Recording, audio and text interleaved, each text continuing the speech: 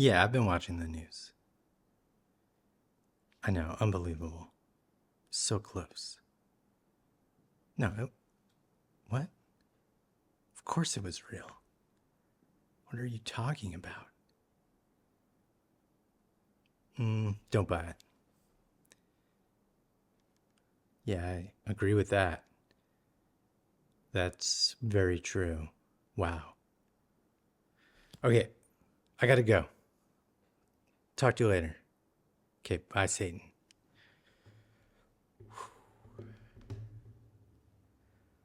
Oh, hey, welcome back. Thanks for coming. It's the Hotline Show. It's the 20th XX. Can you believe it? We've done this 20 times. I can't believe it. Today, July 14th, 2024. Middle summer. Amazing.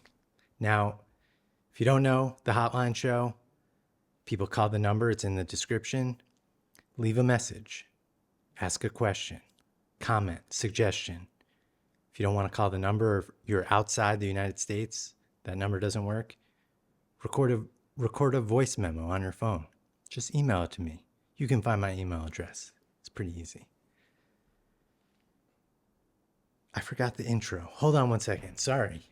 Wow, crazy day. Be right back.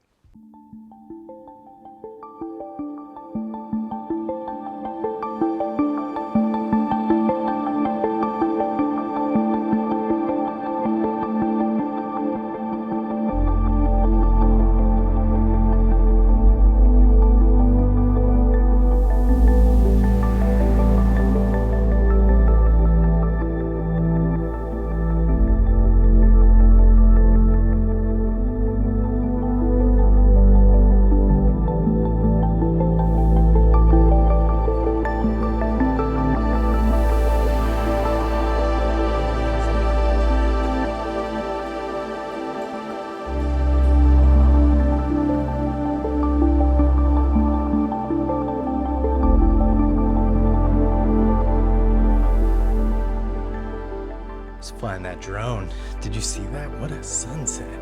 Unbelievable. It was pretty gray all day, but then it turned nice, then it was cloudy, and then we saw that. Unbelievable. Anyway, I appreciate you stopping by, coming back, hanging out. What's going on this week? What did we miss? What was on the news? I don't know. A lot of shit. What do I have to report here? There's too much, and this is going to go too long if I ramble on about things that don't matter, like this ruler that I just got that is for cutting prints. I've just been in like a studio upgrade mood, and I got this one, which it's one of these tools that I swear I should have bought this 20 years ago, like my paper cutter. But, you know, this is like obviously for cutting prints. We actually went over cutting prints a long time ago. Someone asked what these cutting mats were for, and like specifically for cutting prints. But this thing, not only does it protect your hand from slicing your fingers with an X-Acto knife, but it, which used to happen to me a lot. I would cut myself a lot, but I haven't in many years. But anyway, that's what this guard does. You know, when you're doing this, you don't like go over and, but that's not the best feature of this thing. The best feature is there's this anti-stick rubber on the back, and once you put it down, it is rock solid stuck to the cutting mat. So man, this is so good. I'm so happy I bought it. Like $30 maybe. The brand is Victor cutting bars. It's what it's called, a cutting bar. If you don't have one of these and you cut prints, highly recommend it. So that's the studio update. Anyway, this is the Hotline Show, and we are taking calls, and we're going to take that first call right now. Let's go. Hey there, Noah. This is Chris Coe. I'm sitting here in Brooklyn retouching some images, and I was curious if and when you retouch your own work, what do you think about? What do? Do you multitask? Do you really focus on the image? I'd be curious if you listen to music, a podcast, do you call people? I know everyone has a different process. And as a follow-up question, I'd be curious how you take such beautiful pictures of the woods. I'm thinking about the tree specifically in Lumberland, and Is it time of day? Is it post-processing treatment? Is it doing less to the image? Do you think the medium format camera is what gives it that sort of certain look and feel? I'd be curious to know what you think. Thanks very much. Enjoy the show. Bye-bye. Chris, thank you for calling. Good to hear from you again. Hope you're doing well. What do I do when I'm retouching? Well, mostly I'm listening to the news these days. That's what I do. I have it on the speakers. I mostly listen to talk, commentary, things like that. It's rare I'm actually watching something. Sometimes I will put some videos up on my third screen, so it's up there and it's moving images, but obviously I can't watch it, so I prefer to listen. I do occasionally listen to music, obviously, but that just depends on the mood I'm in. But these days, in like the past couple of years, I've become mostly a talk radio news kind of person. So, that's what's in my head. I can't really talk to people on the phone when I'm doing it. That's too involved. It's really got to be that passive kind of voice in my head when I'm doing stuff like retouching, which by the way, I don't do that much retouching. I do computer work. I call it like computer work more than retouching, but I am not very good at Photoshop. I know basic moves. It's kind of like, I'm like old school in a way where it's like I learned in a dark room and it's like I do four things, burning and dodging, brightness, contrast, color, but I'm not a big time retoucher in terms of photo manipulation. Obviously, we'll clone things out if we need to, if we got to fix an image, but I'm pretty straightforward. I can blast through edits really fast. Now, when it comes to photos like Lumberland, that photo that was behind me in the call that I played, and that will continue onward through the rest of this video, that is mostly time of day, the light and just, yeah, it could be the medium format camera. That does help. Although that video that we just watched that we'll see again, that's a 35 millimeter DSLR. And, the medium format is better than that. Like there's something about it that just resolves differently and I think better, but it's really just light. I don't touch it much. And that video too, that we just saw, no editing, no color correction, no levels adjustment. That's right out of camera. So good light. If you have good light, you don't have to do anything, and that's ideally what I try to do.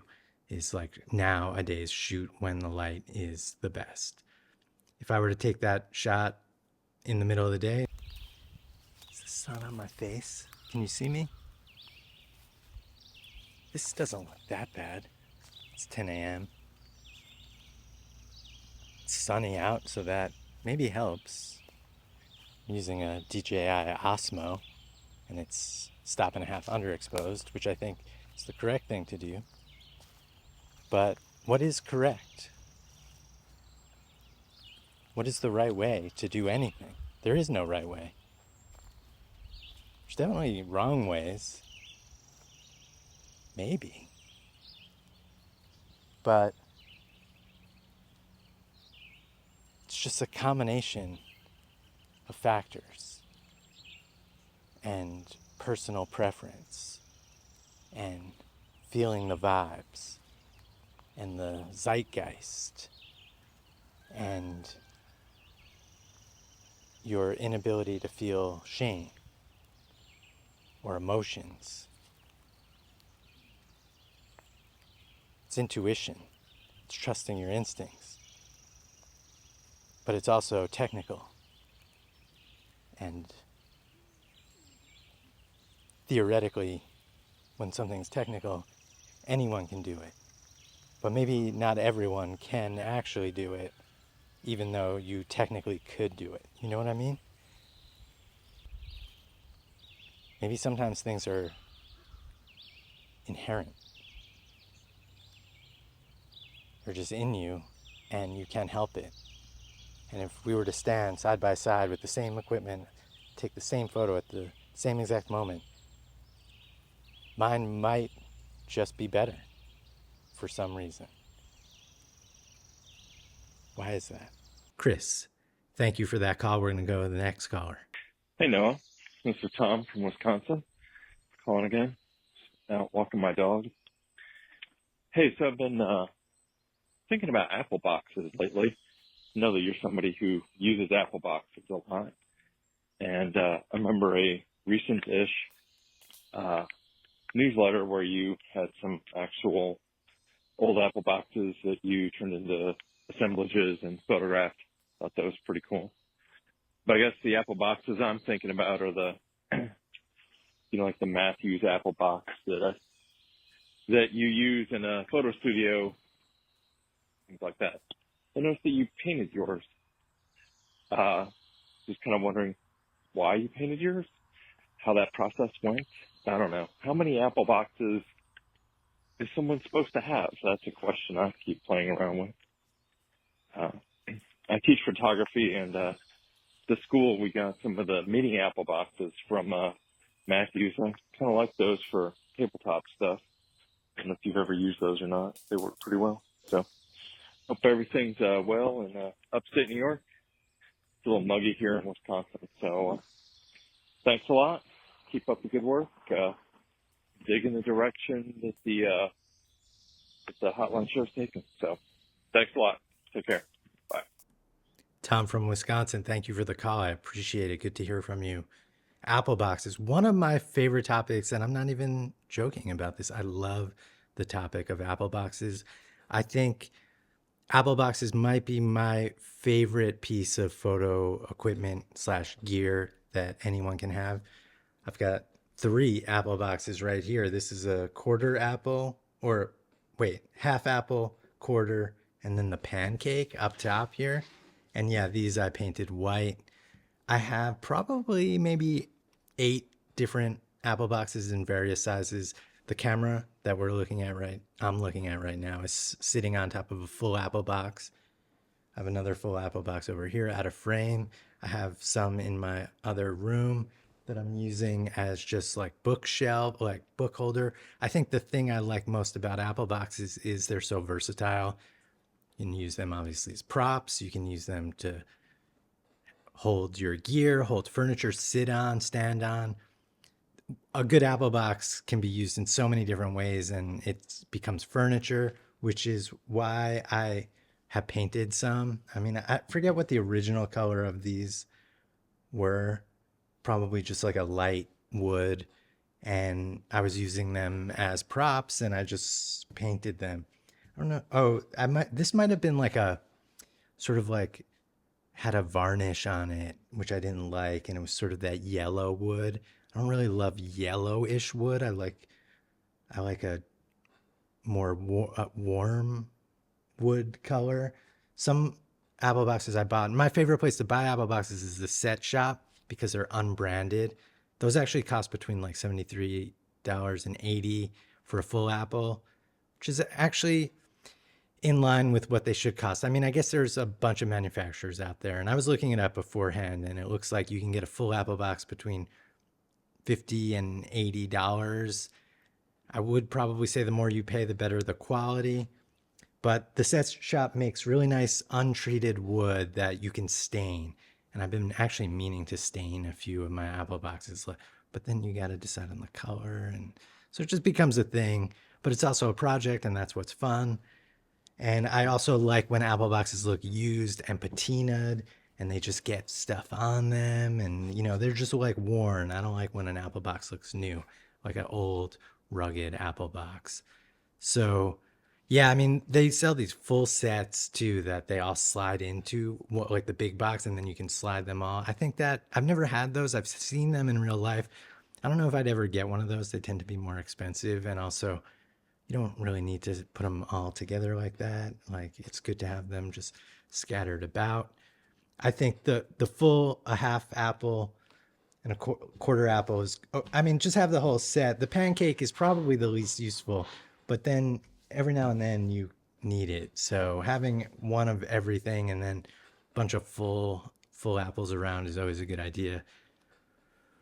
I was so into Apple boxes that I wanted to start an Apple box company and like get the wood, get the plans, build Apple boxes and sell them like Lumberland Apple boxes or something. Maybe I'll still do it because why not? But these prices that you could get the professional ones, or the ones from some place like the Set Shop or Matthews. It's a brand called Kupo now, I guess. You buy it at B&H. Like for me to build, like just to buy a sheet of plywood, which I think is the whole thing. One sheet of plywood can make you a full set of apple boxes. I think I'm almost certain that's like why it sort of works. You can take one sheet that cost, let's say a piece of plywood costs $40. You can then build an entire set of apple boxes. So that's cool. But thinking about the labor and all that shit, it's like, how do you beat a $50 apple box? Sure, you can build the whole set, which I guess go between $150 and $250. But it seems like the labor, you got to really like have a whole process going. So it seems like if I were to build my own apple boxes and sell them, it would be very premium. It would be like buying an art apple box. And I don't know, who's going to spend $250 for one full apple box? Probably not many people, plus shipping. It just doesn't make any sense. So that idea kind of got scrapped.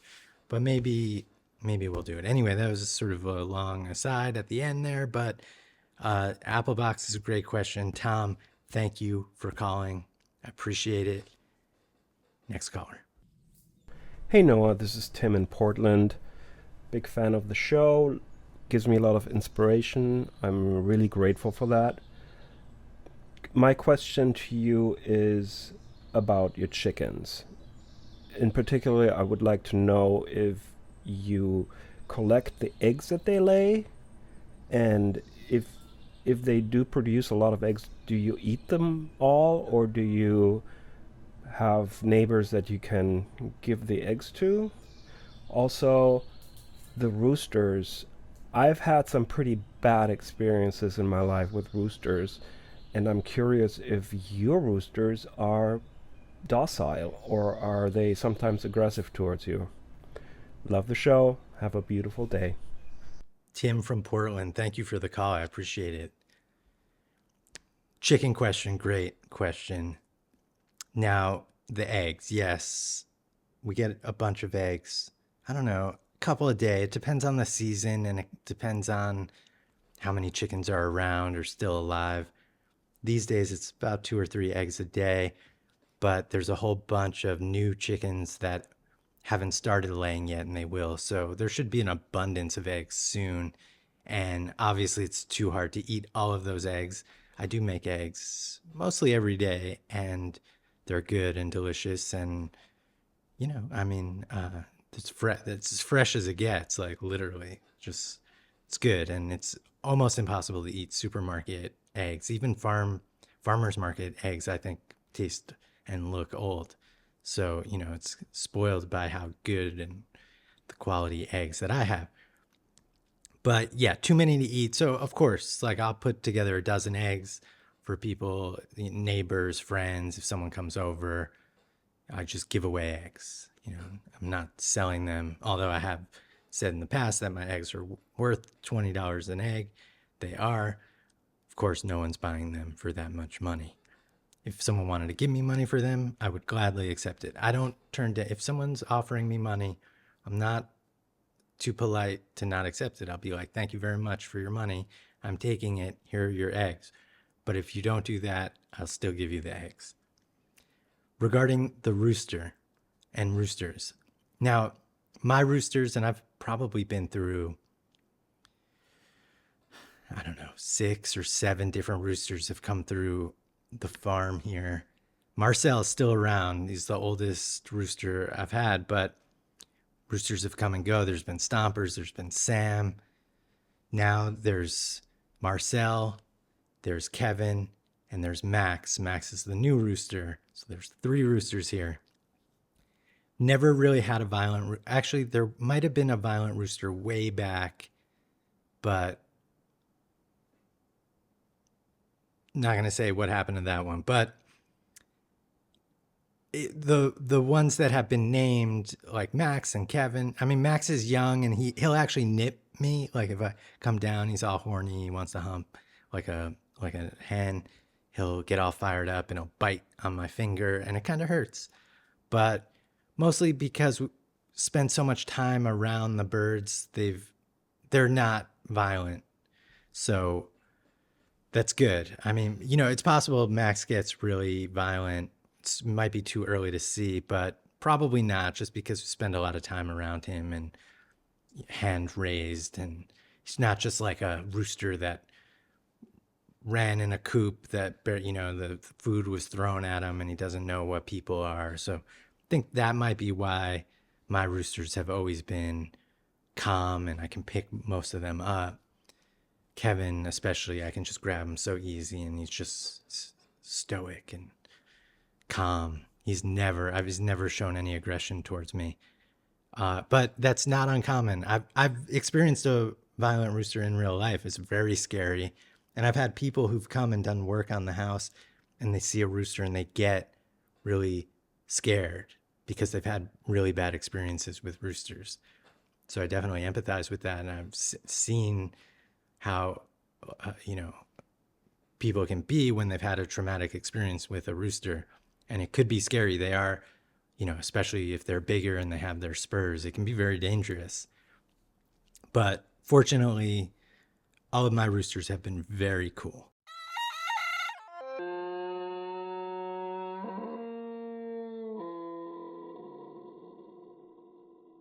Thank you for the call. Good question. I appreciate it, Tim.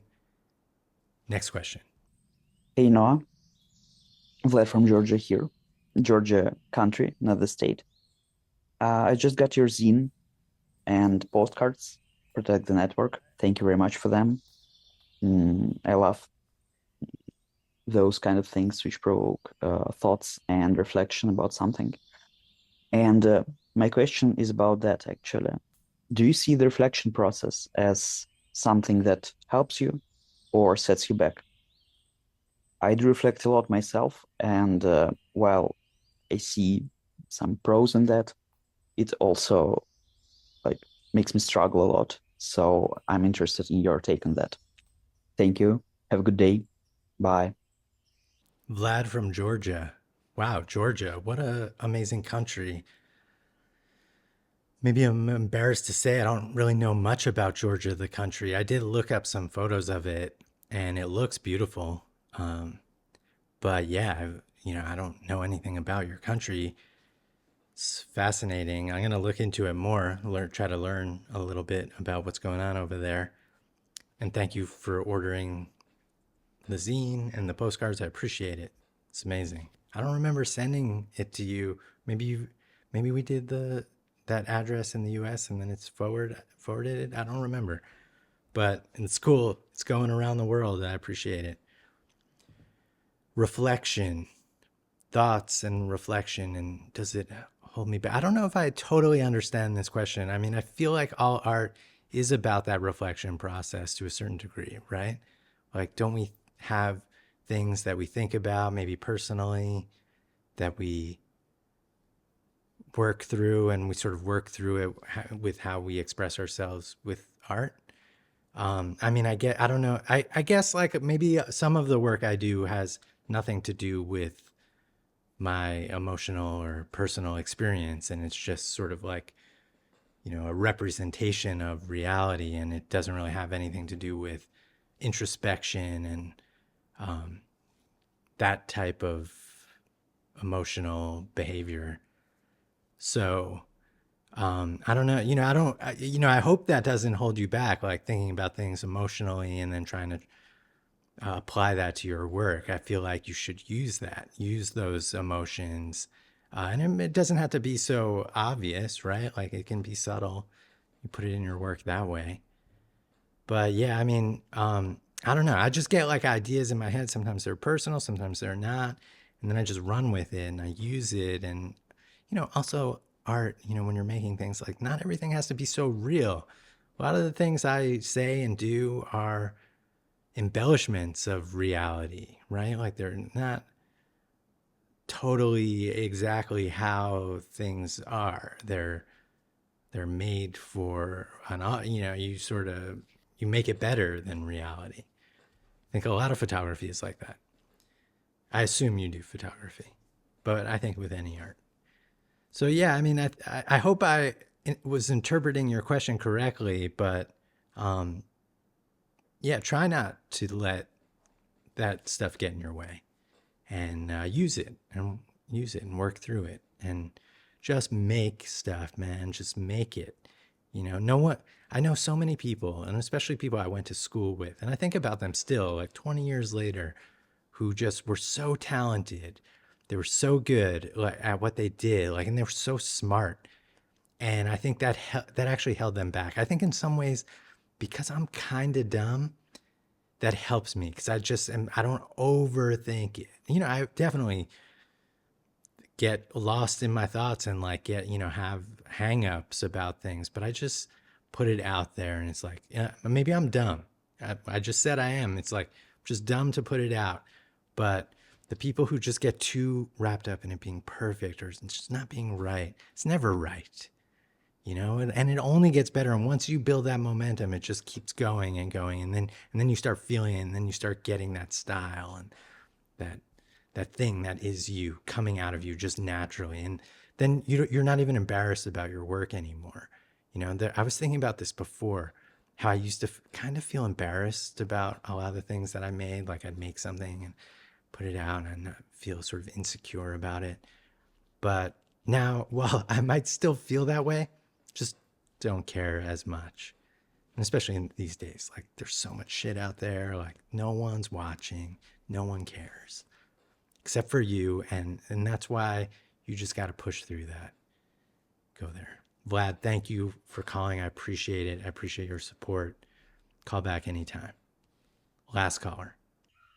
Hello, Noah. It's Peter from Germany again. I'm back with another question. Happy Friday. But first, however, wow, I love your dancing skills. If there's ever a dancing with the photography stars, you should totally be on it. But I think Gregory Crutzen would win.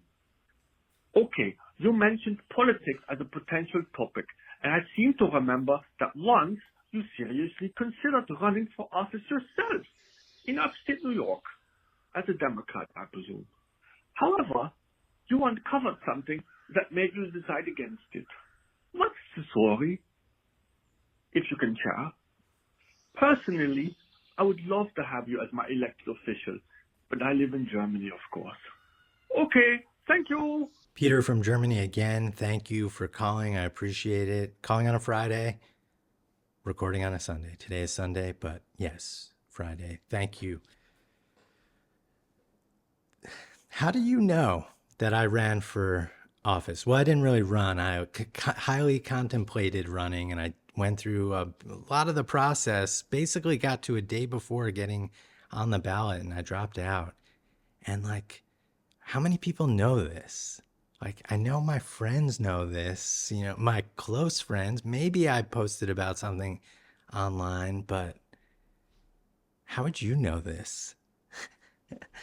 Who are you? Yeah, I don't know. It's complicated. And it was a long time ago. It was 5 years ago or something. It was right after when Trump left and everyone was Trump won, beat Hillary Clinton, and everyone was really upset. We wanted to get involved, and we looked locally, right? Like that's where it matters for the most part.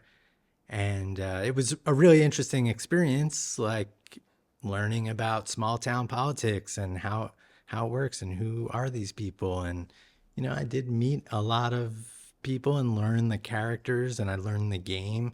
And I mean, I guess the game doesn't really fucking matter what your political affiliation is in a small town.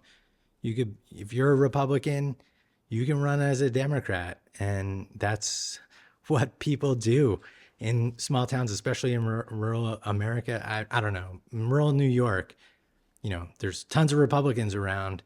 That line on the ballot is taken. So I don't know, change your party affiliation, run as a Democrat. Who cares? It's basically just a popularity contest. I think this is why a lot of Democrats might get a bad name, is because some of these really shitty Democrats in small towns get elected, but they're actually shittier than the Republican who's running, because they are Republicans, but they're so shitty they can't run as a Republican, so they just run as a Democrat, and then they win, and then they're shitty at their job, and it looks like Democrats are bad, but they were actually just a Republican. Does that make sense? that's sort of what I experienced is that, I can't believe it happened again.